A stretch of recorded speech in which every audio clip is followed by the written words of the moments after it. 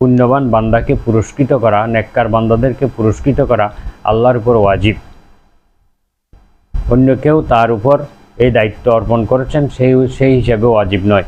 আল্লাহর উপরে কেউ আছে, তিনি তার উপরে দায়িত্ব দিয়েছেন এবং এই ওয়াজিব পালন না করলে তার কোনো কিছু হবে এমন না। অর্থাৎ আল্লাহ কারো কাছ থেকে দায়িত্ব প্রাপ্ত হন নাই, সেই হিসাবে এটা ওয়াজিব নয়, বরং এটা আল্লাহ তাআলার অনুগ্রহ হিসেবে ওয়াজিব। সুতরাং হাদিসে উল্লেখিত হক শব্দ দ্বারা ওয়াজিব অর্থ গ্রহণে কোনো অসুবিধা নেই। এটা কেউ আল্লাহর উপর ওয়াজিব করে দেন নাই, আল্লাহ নিজের উপর নিজে এটা আবশ্যক করে নিয়েছেন। তো শেষে যে হক শব্দের কথা বলা হয়েছে, এর অর্থ হচ্ছে যে যেমন আল্লাহর উপরে বান্দার হক, এই হক অর্থ হচ্ছে নিশ্চিত রূপে প্রাপ্য, মুস্তাহিক বা নিশ্চিত রূপে প্রাপ্য।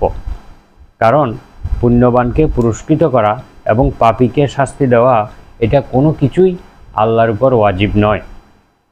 যেহেতু ওয়াজিব বলতে বাধ্যবাধকতা বোঝায় এবং ওয়াজিব পালন না করার জন্য অপরাধ সাব্যস্ত হয়, আল্লাহ তাআলা এই জিনিস থেকে সম্পূর্ণ মুক্ত এবং পবিত্র।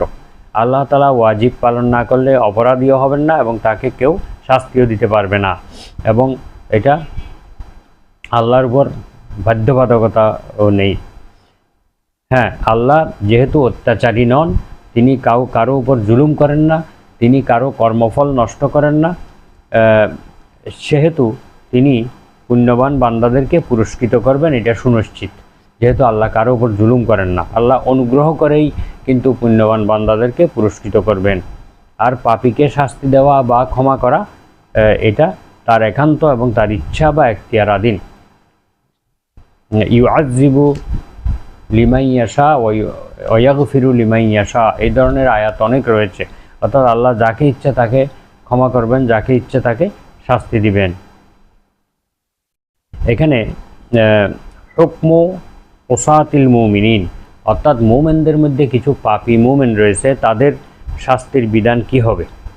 প্রকাশ্য হাদিস দ্বারা বোঝা যাচ্ছে যে যারা আল্লাহর সাথে শরিক বা সমকক্ষ করেন না, আল্লাহর সাথে শরিক করেন না, তাদেরকে শাস্তি না দেওয়া এটা আল্লাহ তাআলার প্রতি ওয়াজিব হয়ে যায়।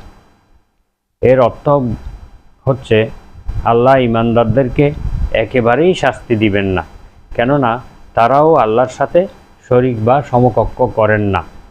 অথচ পাপী ঈমানদারদেরকে শাস্তি দেওয়ার কথা পবিত্র কোরআন এবং হাদিসে বর্ণিত হয়েছে। যেমন সালাত আদায় না করলে, যাকাত না দিলে তাদের